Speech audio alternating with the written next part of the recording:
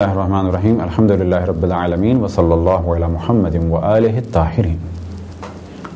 موضوع گفتگو وضو، اور ہماری اس گفتگو کا عنوان ہے خواتین کے بعض مسائل کے جن کا تعلق ہے وضو سے۔ گو کہ توضیح مسائل میں اس قسم کا کوئی چیپٹر الگ سے نہیں ہے، لیکن کیونکہ بعض دفعہ خواتین اس موضوع میں سوال کرتی ہیں تو لہٰذا اسی وجہ سے ہم نے اس موضوع کو بھی الگ سے رکھ دیا ہے۔ ایک سوال یہ ذہن میں آتا ہے، کیا اگر نامحرم کے سامنے وضو کیا جائے تو یہ وضو صحیح ہے؟ تو جواب یہ ہے کہ اگر نامحرم کے سامنے وضو کیا جائے تو سوال یہ پیدا ہوتا ہے کہ فقط نامحرم کے سامنے ہیں یا نامحرم کے سامنے بے پردگی بھی ہو رہی ہے۔ تو اگر نامحرم کے سامنے وضو ہو رہا ہے، فرض کریں کہ ہمارے سر پہ ایک چادر ہے اور نامحرم پیچھے کی جانب سے فقط ہماری پشت کو دیکھ رہا ہے اور بے پردگی نہیں ہو رہی، تو یہ عمل بھی صحیح ہے اور وضو بھی صحیح ہے۔ لیکن اگر نامحرم ہمیں بے پردہ دیکھ رہا ہے، یعنی نامحرم کسی خاتون کو بے پردہ دیکھ رہا ہے، تو ایسی صورت میں یہ عمل حرام ہے اس کے سامنے بے پردہ ہونا، لیکن وضو صحیح ہے۔ بس گھر میں خواتین اگر وضو کر رہی ہوں اور بے پردگی کا خوف ہو تو واجب ہے کہ ایسی جگہ جائیں کہ جہاں پر کوئی نامحرم انہیں نہ دیکھ رہا ہو۔ لیکن اگر وہ نامحرم کے سامنے وضو کر رہی ہیں تو یہ ان کے سامنے بے پردہ آنا حرام ہے، لیکن وضو صحیح ہے۔ اگلا سوال کہ اگر کوئی وضو کرے اور اس کے بعد نامحرم کے سامنے آ جائے تو کیا حکم ہے؟ تو کہا جائے گا کہ اگر کوئی وضو کرے اور اس کے بعد نامحرم کے سامنے آ جائے تو پھر دو سوال ہوں گے۔ اگر نامحرم کے سامنے آیا ہے پردے میں تو یہ کام جائز ہے، اور اگر نامحرم کے سامنے آیا ہے بے پردگی کے عالم میں تو یہ عمل حرام ہے، گناہ ہے، لیکن اس کا وضو صحیح ہے۔ اگر وضو کے بعد نامحرم کو چھوا جائے، اب یہ چھونا بغیر شہوت کے ہو تو بھی حرام ہے، اور اگر شہوت کے ساتھ چھوا جائے تو بھی حرام ہے، لیکن وضو اس کا باطل نہیں ہے۔ ایک اور سوال کہ اگر کوئی وضو کے بعد معاذ اللہ فلم دیکھے یا گانا سنے تو کیا اس کا وضو باطل ہوگا؟ تو جواب یہ ہے کہ یہ دونوں کام، البتہ فلم سے مراد کوئی ڈاکومنٹری یا جائز فلم ہے تو کوئی حرج نہیں ہے، لیکن اگر کوئی حرام فلم ہے، یعنی ایسی فلم ہے کہ جس میں حرام ہے، تو ایسی فلم دیکھنا حرام ہے، گانے سننا حرام ہے، لیکن ان سے وضو باطل نہیں ہوگا۔ بعض دفعہ خواتین کے ذہن میں یہ سوال آتا ہے کہ خواتین کے وضو کا طریقہ الگ ہے، تو یہ قطعاً غلط نظریہ ہے۔ خواتین کے وضو میں اور مردوں کے وضو میں، خواتین کے غسل میں اور مردوں کے غسل میں، خواتین کے تیمم کے طریقے میں اور مردوں کے تیمم کے طریقے میں کسی قسم کا کوئی فرق نہیں ہے۔ بعض دفعہ خواتین کہتی ہیں کہ ہم نے سنا ہے کہ خواتین پر ہاتھ دھونے کے لیے واجب ہے کہ اندر کی جانب پانی ڈالیں، تو اس جانب ہم پہلے توجہ دلا چکے ہیں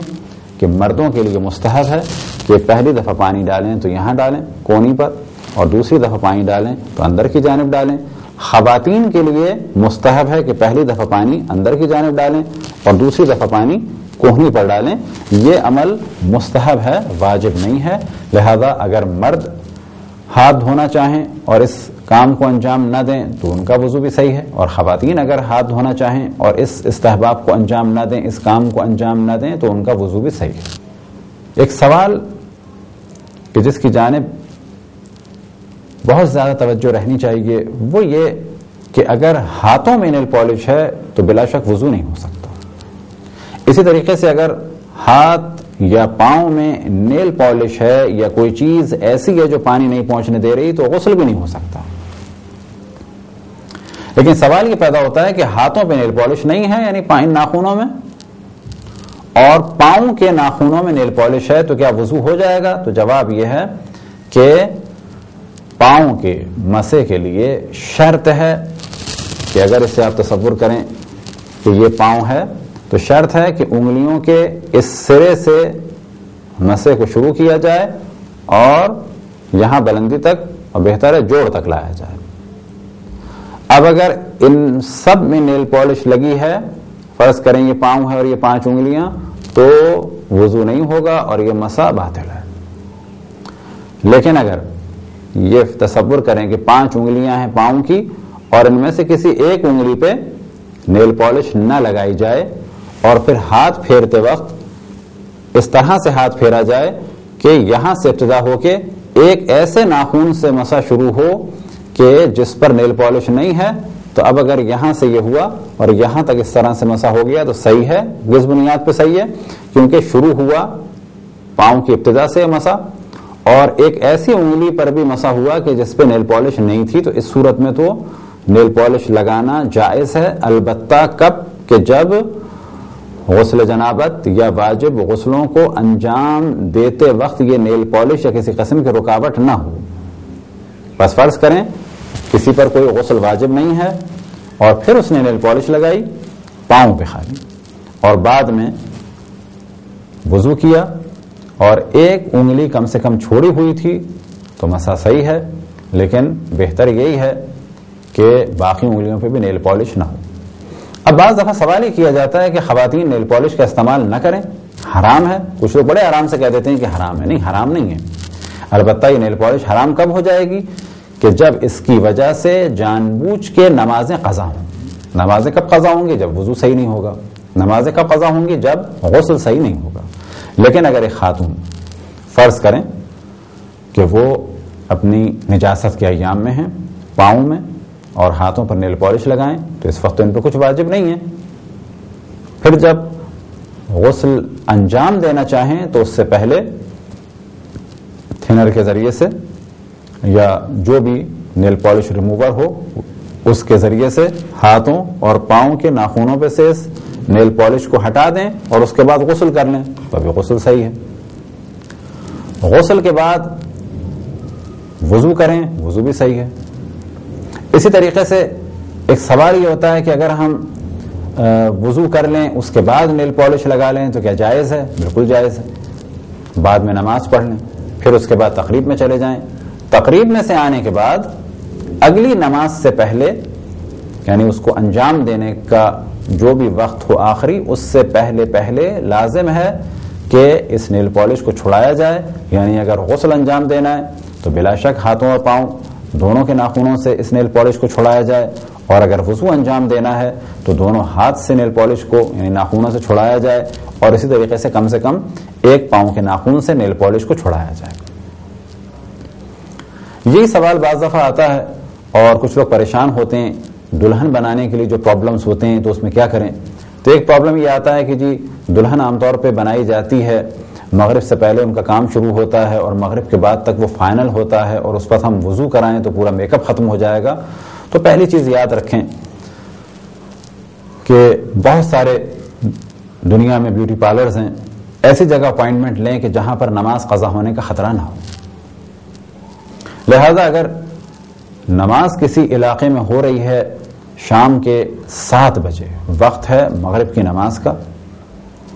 اور اپائنٹمنٹ ہے آپ کا 6 بجے سے، تو آپ کے لیے قطعاً جائز تھا کہ آپ پہلے وضو کریں اور اس کے بعد وہ کام ہوتے رہیں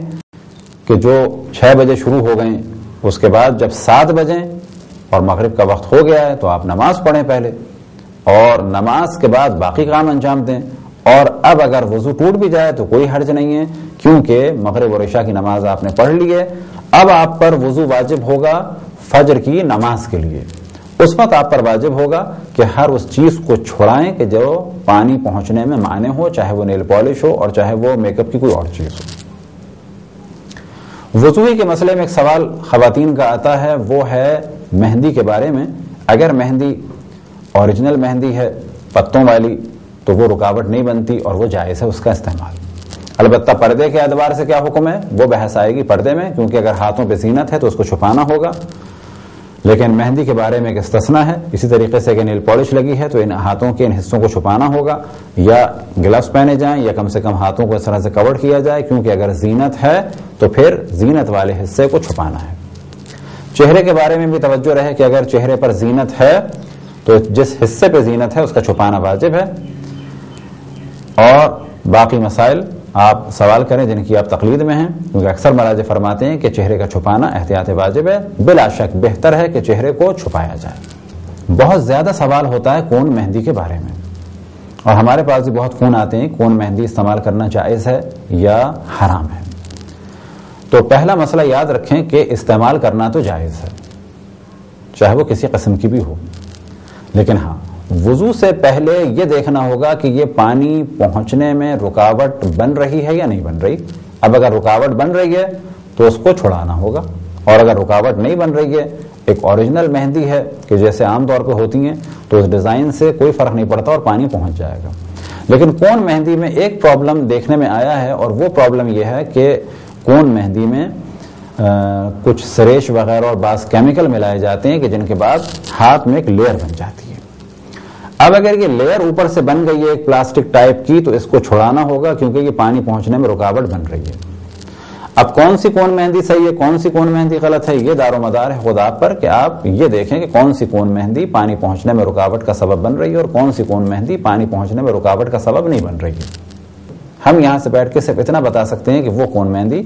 جو رکاوٹ بنتی ہے اس کا استعمال صحیح نہیں ہے اور وضو باطل ہوگا، اور وہ کون مہندی کہ جو پانی پہنچنے میں رکاوٹ نہیں بنتی اس کے بعد وضو کیا جا سکتا ہے۔ البتہ بعض خواتین کی رائے یہ ہے کہ کون مہندی کے بعد جو اس طرح سے ایک لیئر نکل رہی ہوتی ہے وہ لیئر الگ سے کسی چیز کی نہیں ہے، بلکہ کون مہندی میں ایسا کیمیکل ہوتا ہے جو کھال اکھڑ رہی ہوتی ہے۔ اب یہاں پر خود ایک نیا سوال اٹھے گا، اور اس کا بھی دار و مدار آپ ہی پر ہے کہ آپ کو یقین ہونا چاہیے کہ یہ اوپر سے لیئر ہے سریش وغیرہ کی، تو اس کا مطلب ہے پانی نہیں پہنچ رہا،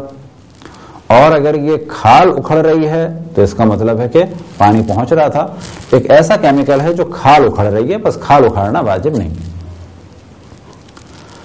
یہاں پر ہم بعض دفعہ مشورہ دیتے ہیں خواتین کو کہ کیونکہ کون مہندی میں بہت زیادہ پرابلم ہے، بعض خواتین جرت کریں، کون مہندی بنانے کا طریقہ سیکھیں اور اس کو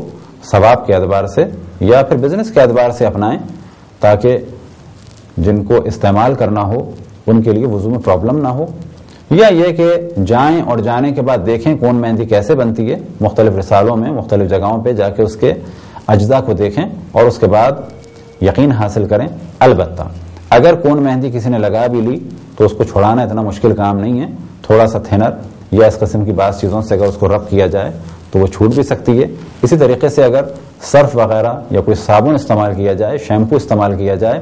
اور تھوڑی دیر سے کسی کاٹن کے کپڑے سے آہستہ آہستہ اس طرح سے ملا جائے، البتہ ایسے بھی ملنا نہیں کہ ہاتھ چھل جائیں، لیکن اگر تدریجاً 10-15 منٹ ملا جائے تو جس قسم کی کون مہندی ہو اس کی لیئر تو ختم ہو جاتی ہے۔ اب آخر میں ایک واقعہ بھی آپ کو بتاتے چلیں کہ ایک دفعہ ایک خاتون سے جب انہوں نے مسئلہ پوچھا تو ہم نے جواب دیا، اور مسئلہ یہی تھا کہ نیل پالش کے بعد وضو ہو سکتا ہے، تو ہم نے جواب دیا کہ وضو نہیں ہو سکتا، نماز باطل ہے۔ تو بعد میں انہوں نے جواب دیا کہ اللہ مالک اللہ رحمان و رحیم ہے، اور یہ کہہ کے وہ اسی عالم میں انہوں نے باقی نمازیں بھی پڑھی۔ تو یہ ذہن توجہ رہے کہ اللہ سبحانہ و تعالی بلا شک رحمان ہے، لیکن جب تک امکان ہے اس وقت تک احکام پر عمل کرنا ہے، اور اگر امکان نہ ہو تو بلا شک اللہ رحمان و رحیم ہے اور معاف کر دے گا۔ لیکن جان بوجھ کے اللہ سبحانہ و تعالی کے